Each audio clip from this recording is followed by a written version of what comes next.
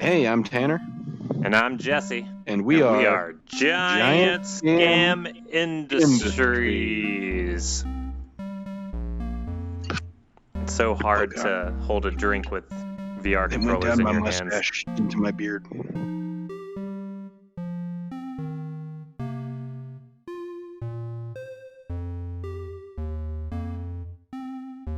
I'm Tanner Netterville, and I've been a software developer for a very long time, pushing 15 years now. And throughout most of my career, I've been in web development. Started out in graphic design, making simple websites. As I went through my career, I made more and more complicated websites into making, complicated web application architectures. The entire time, I have been a huge video game nerd and playing with tools like Unity and Unreal on the side, and making tech demos here and here, learning different pieces of the platform, culminating in Jesse getting me hooked into Giant Scam, and we released my first game that actually made it into Steam was Chop It, which is a VR rhythm game featuring this character, this beautiful mug right here, The sensei. as the sensei.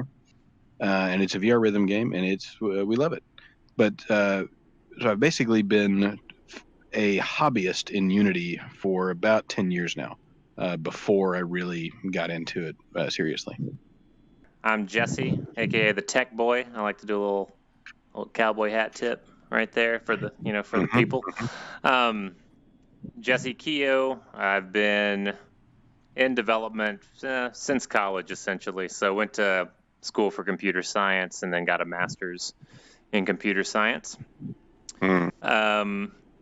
Most of my career has been in payment processing, financial engineering, that kind of back-end architectural. The stuff I always tried to avoid. There you go. Yeah, for some reason chose to dive deep.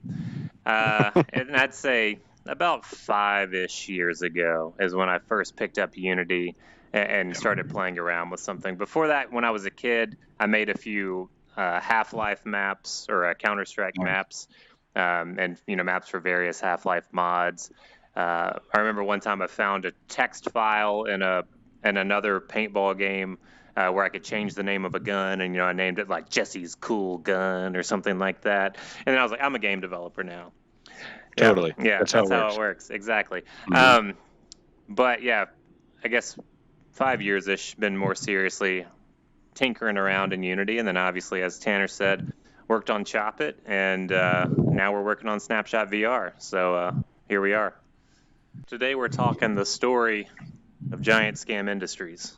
It's a good story. It's been about 3 years now. Isn't that hard to believe? Yeah, that is a long time. Yeah, we've been doing this thing. Longer than it feels like. But yeah. We've been really doing this thing.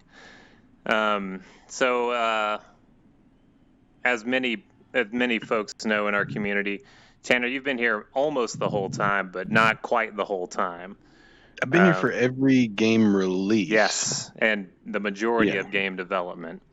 Let me give the quick spiel of the foundation, and then we can just kind of pick it up where you joined.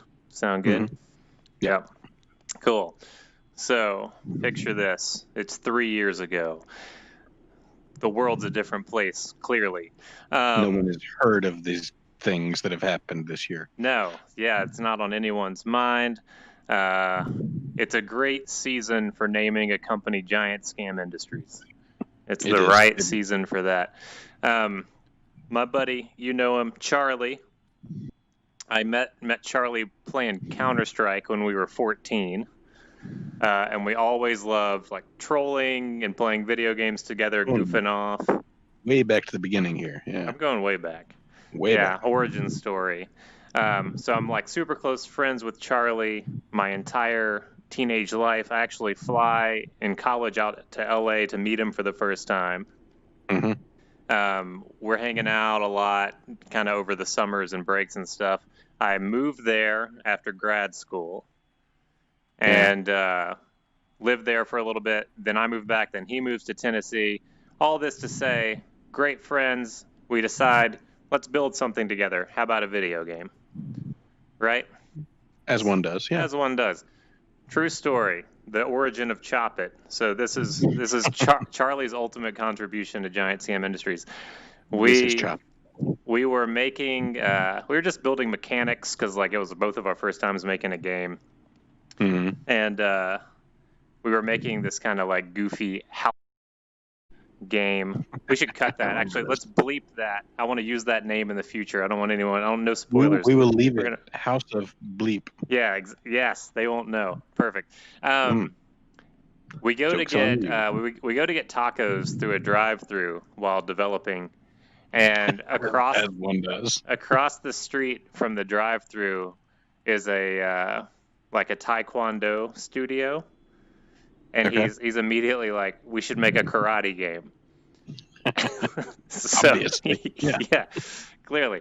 So we get started on just karate mechanics, and then it very quickly becomes a rhythm game, and we go on to build Chop It. Now, this is where it gets real, and we get into the current state of Giant Scam Industries. I'm developing Chop It. I'm pulling my hair out because I'm basically solo deving. You know, Charlie has gotten a chance to go teach English in Japan, so he's moved on. And we're at the Global Game Jam, as we always are. Yeah, absolutely. And we're always crushing it at the Global Game Jam. Oh, yeah.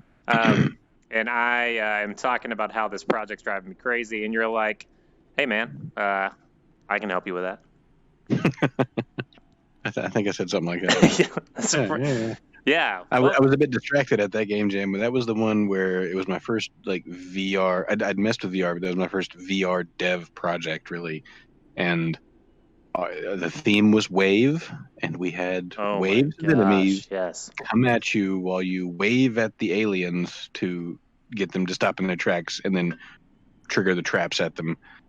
It was the best wave game ever. It was the best wave game for the wave theme, guaranteed. Yes, absolutely. Guaranteed. We wave in peace. We wave in peace. Check it out. I think it's on itch.io. Yeah, that one. Yeah. So give me like your optics, your point of view. Like we've known each other for a long time. Me and you worked at Eventbrite together. Ton of mutual friends. Been friends in the dev scene for a while. What made you say, yeah, I'm going to go work on this project that is in VR, so surely isn't going to make any money, but I'm going to spend my time there anyway? Yeah, so I think that's sort of twofold. One is, your company is named Giant Scam. I'm going to be interested. Yeah, you got to be a part of that. Who wouldn't be? Yeah, I got to be a part of that. The second one is, I've been messing around with game dev for years now. Just most of what I put out have been tech demos. Like, I have this mechanic in my mind. I want to see if I could make that. So I'll make it. But I'm more of a software engineer by trade, do a little bit of art, had a little bit of an art background. And so I never really had a finished game that I released. The closest I got was like a Tron Light Cycle ripoff. But so I had a bunch of tech demos ready to go, and you had something that was basically a game already, but needed a layer of polish. And I was like, hey, I've done that kind of polish before. I can do that shit. Totally, yeah. Polish is needed for some sure. Some of my tech demos overlapped the thing that Chop It was missing when you first showed it to me. And so I was thinking, okay, I could totally make this work. And so between the two of us, we got Chop It to what I still consider a fantastic game. I totally agree. And if we'd released only a few months earlier and had lightsabers, the world would be a different place, my friend. Oh, it would be a very different place. I'm not at all bitter about it. It amuses me. Hey, it's the way these things go. Yeah. But let's talk about it. Fully featured rhythm game, karate themed. In-app editor. Web editor. Yes, in VR layout, or I keep saying Snapshot. I'm getting ahead of myself. Beat map creator, online beat map creator. You can import MIDI files. It's so functional. The first rhythm game, as far as I know, algorithmic mapping. Yep, algorithmic mapping. You can plug in an audio file, and it detects all the beats for you. It's not going to be a perfect map, but it's a starting point. It's absolutely a starting point. And the first rhythm game, as far as I know, to have full 360-degree beat maps. On day one. Yeah, on day one. Yeah, we did a lot of good things there. We learned a lot about developing a game. We learned more about releasing a game. We learned a lot about Steam that day. Oh my goodness. Yep. I love Steam. Don't get me wrong, but we learned a lot about Steam. Don't release a game on a Friday, I think, is the moral of the story. That's the takeaway there. Because as soon as the clock hits 5, they take their weekend seriously. Support isn't coming. But yeah, we eventually got it on, and it's been fine for a first game. We've sold a handful of copies. We've done giveaways. We did that giveaway where if they send in an I voted sticker, we gave them a Steam key. Yeah, every Steam sale we put it on sale for like $1. So yeah, I've been super happy to have that kind of as our first game out there. Definitely, it was a big moment. For me at least, when something that I worked on had a direct hand in was now available on Steam for people to go download. I was like, oh shit, this is fucking amazing. Yeah, totally, man. I feel that. It was a big moment for me. I think I recorded it. I think it's on YouTube somewhere when I pressed the release button in the Steam admin. I remember that. We were sitting around video conference with our beverages out again. Yeah. Man, I couldn't drink whiskey for 3 months after the release of Chop It, because every night me and you were on until 2 a.m. drinking whiskey. Whiskey fueled development. Yeah. Not saying that's what you should do, kids, but for us, that's the way it went. Yeah. Oh man. Cool. All right. So that's game one. From then on, it's really, primarily been me and you. We've collaborated with other friends, even our friend Brandon helped us kickstart this project and get some of the early architecture in place. He was fundamental to that first, this all started with 3 weeks worth of work to make a demo before GDC, and he was instrumental in getting that to work. Totally. Yeah. Let's talk about that GDC moment. So Snapshot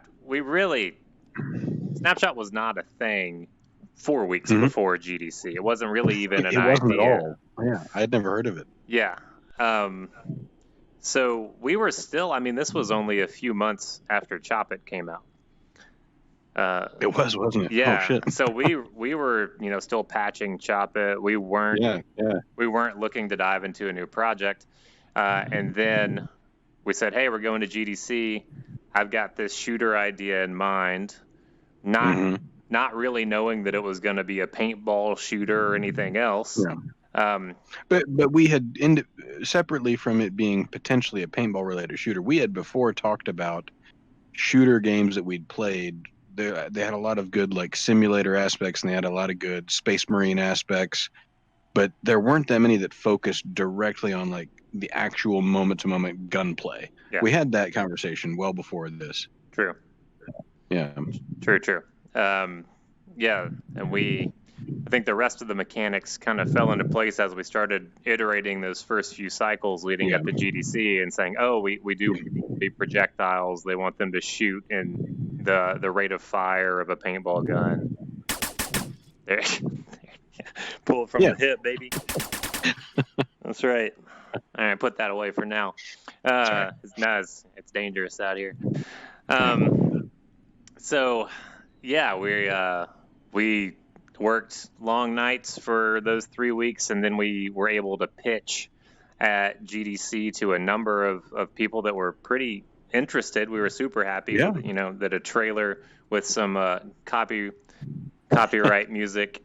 There exists a trailer for Snapshot in the early days where in the first 3 weeks that we worked on it, we not only built a multiplayer demo that worked in VR and had the fundamental game mechanics down. There was, a lot of polish that needed to come later, but it had the fundamentals in place. We not only did that, but we also cut it to a 30-second trailer that we can't share with anyone because we didn't have rights to the music. It was only for showing on our phones in elevators at GDC.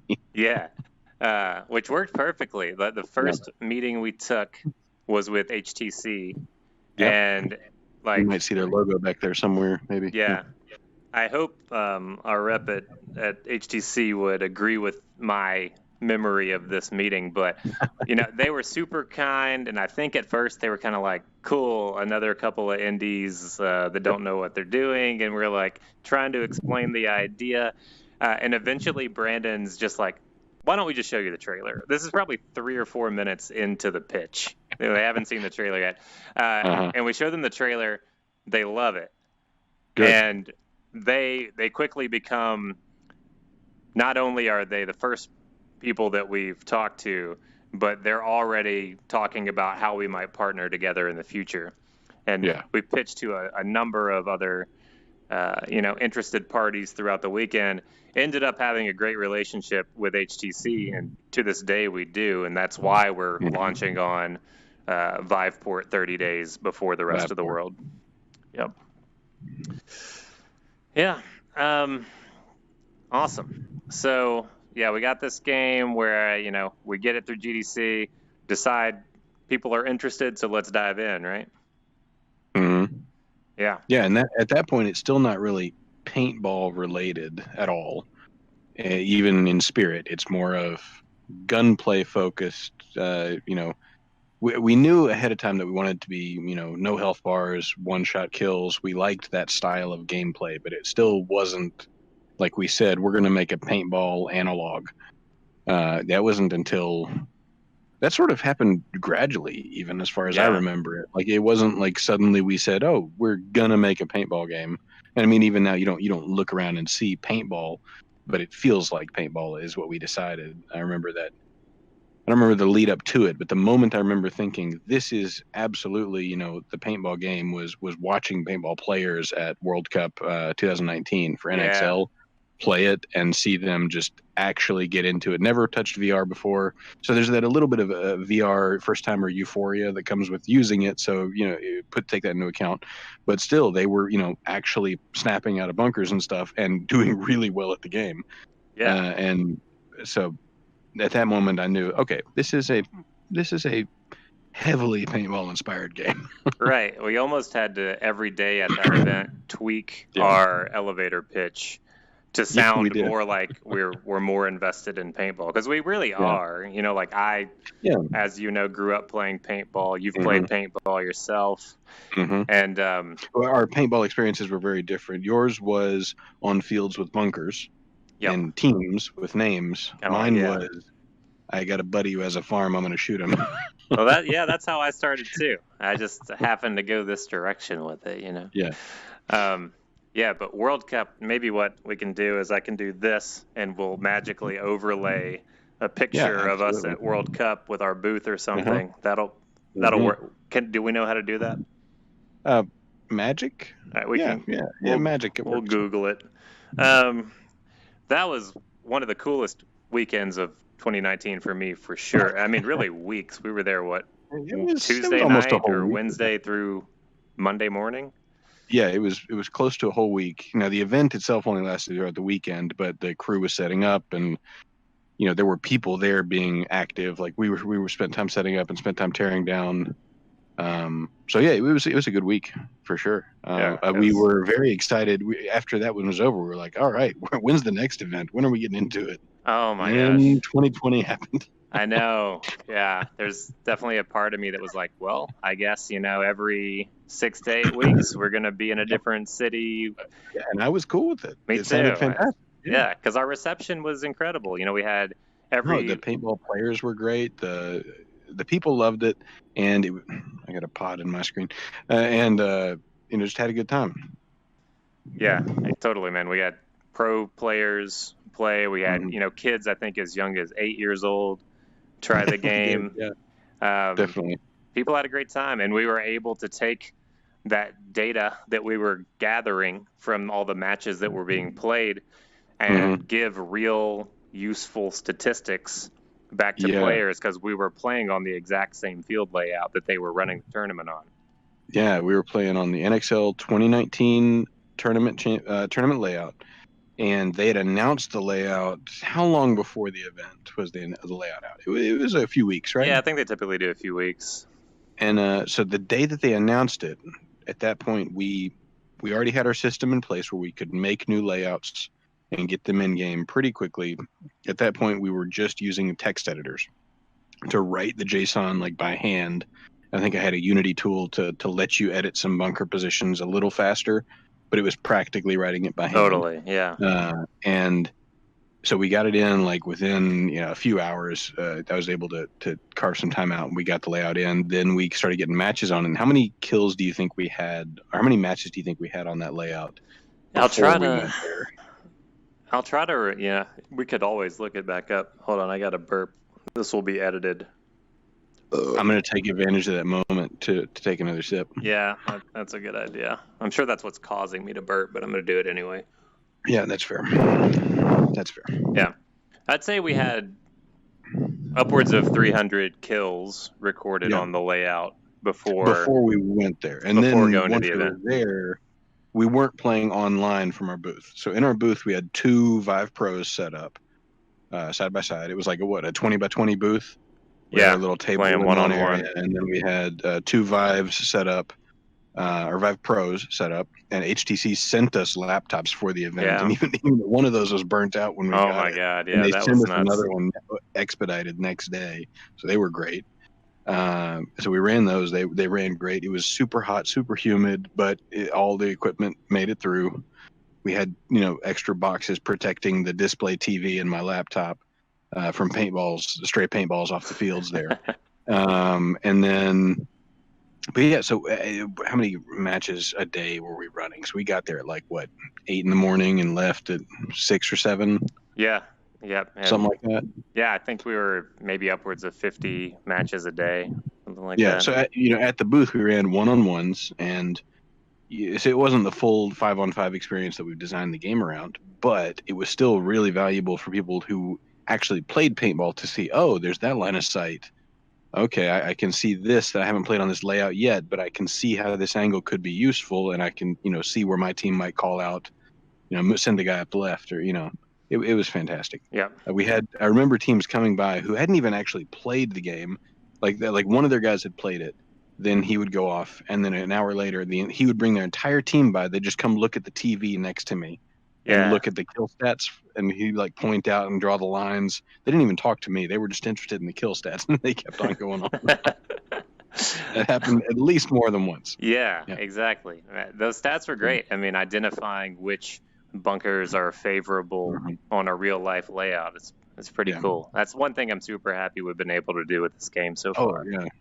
Definitely, and we have big plans for it. We know we have a compass direction we want to get to, like a goal we want to be at, and we'll see what other good opportunities show up on the way to get there.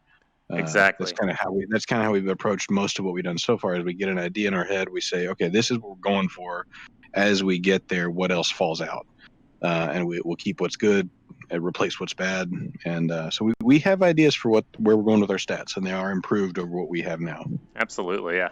And I think that can be said largely for our philosophy for developing the game in general. Is we know where we want to get. We want to iteratively give people a good experience in the game between now and then. That's why we've chosen something like early access. And I don't think. Should we drop the date? Yeah. I don't know. Yeah, because if we don't, I'll be lazy. We got to say it out loud, huh? We got to say it. All right. So this is the first place. This is the first place we're saying it too. So on July 28th, if all goes well, then it'll hit early access on Viveport. If Tanner doesn't fuck up, it'll hit early access on Viveport. So July 28th, the plan is, and we'll of course reiterate this as it becomes more sure. Yes. we'll launch early access on Viveport. We'll do 1 month exclusivity with our good friends at the Viveport team, and then it'll hit Steam. It'll hit Steam right after that, and potentially some other marketplaces as well. But we won't go. And we won't get too detailed at the moment. And for anyone wondering, we still plan on investing the time into making this work on Quest. We've made a lot of decisions ahead of time. You can see the rendering style we've chosen to make sure that it is compatible with Quest hardware. But we have limited amount of time we can actually spend on the project as it stands, and so we're saving the Quest for after launch. We will come to that. It will happen. I can't promise a date on it yet, but standalone Quest is in our future. Totally. That's a great thing to call out because Quest obviously being the most accessible hardware. I don't want to make a paintball player have to go build a gaming PC and then buy a headset, right? There's a lot of them that are on the fence and could be PC gamers. And if you're on that fence, go ahead. You're gonna enjoy it. Yeah. But if you just want a VR setup and you have no interest in PC gaming and you're perfectly happy with your Xbox or PlayStation, then a Quest or the next company that releases a standalone headset like that is really the right choice. Totally, yeah. I totally agree. Especially because with specifically the Quest, if you get that and then do have a computer that's capable of playing VR games, you can just plug a cable in and it will work. Yep. And it will serve both purposes. Yeah. Yeah, it's awesome. So up till now, what is your most memorable moment developing this game? Oh my gosh. Like what stands out as big things that we worked on, or like big successes, I guess would be a good way to put it. Yeah, that's a tough one. I mean, if you go back to the early days, remembering the crunch to getting to our first networked map where we could actually both be in the same scene, waving at each other. First 3 weeks were really busy. That was nuts. Other big ones for me, I think the first time we were able to, the first time someone made a custom map for Snapshot, Shiva, before there was an editor.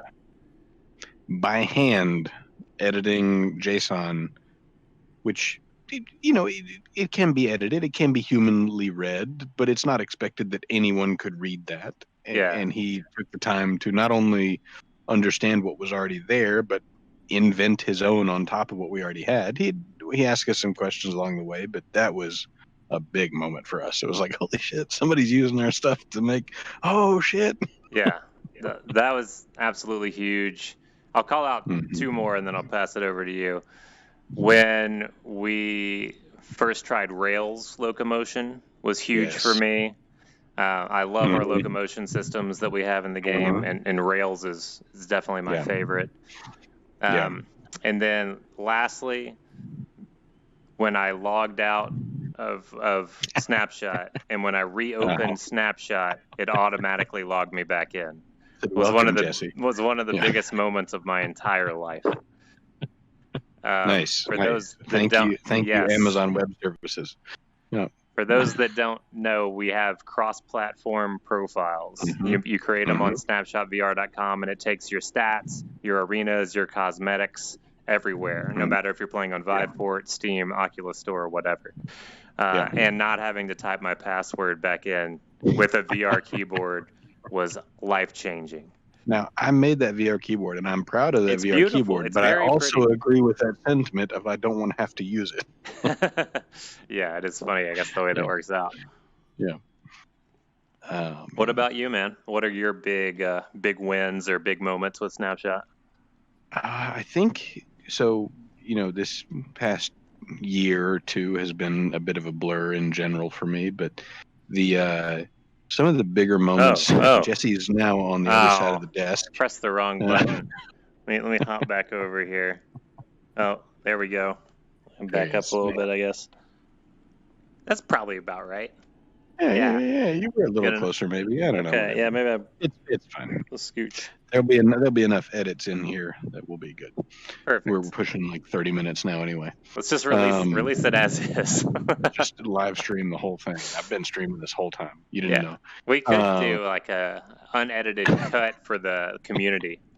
Yeah, the extended just watch 30 minutes of us talking. With Lord of the Rings font, extended edition, Dev Diary. Yeah, people would love it. I hear that. I heard that noise. Oh, yeah. Cheers. That's the sound of the Yeti. Cheers. sound of the Yeti hitting the Rift S. Mm-hmm. All right. So for me, kind of the most memorable moments up till now that got us where we are, I would say probably the first 3 weeks was a blur. I remember the moment when we first had our networked test, and I saw the character that I built in the map, and I saw you and Brandon in there running around. I was like, oh, holy shit, this is awesome. Yeah. And then after that, I mainly remember editing the trailer. Well, starting yeah, that was a big one. We need a 30-second trailer, and the first cut was like 5 minutes long. And then we iterated down very quickly down to it was like 35 or 40 seconds maybe. It was the final trailer for that first one. We've gotten a little better about that since then, but that was very significant in my memories. Also, then the next major thing I remember was the moment when we had Snake vaulting. Yeah, what I accidentally just did. Yes, what you accidentally just did, and we'll have some B-roll of someone snake vaulting, I'm sure. Yeah, we'll put it right here because we've Googled it and now we know how to do it. Right here. Yeah.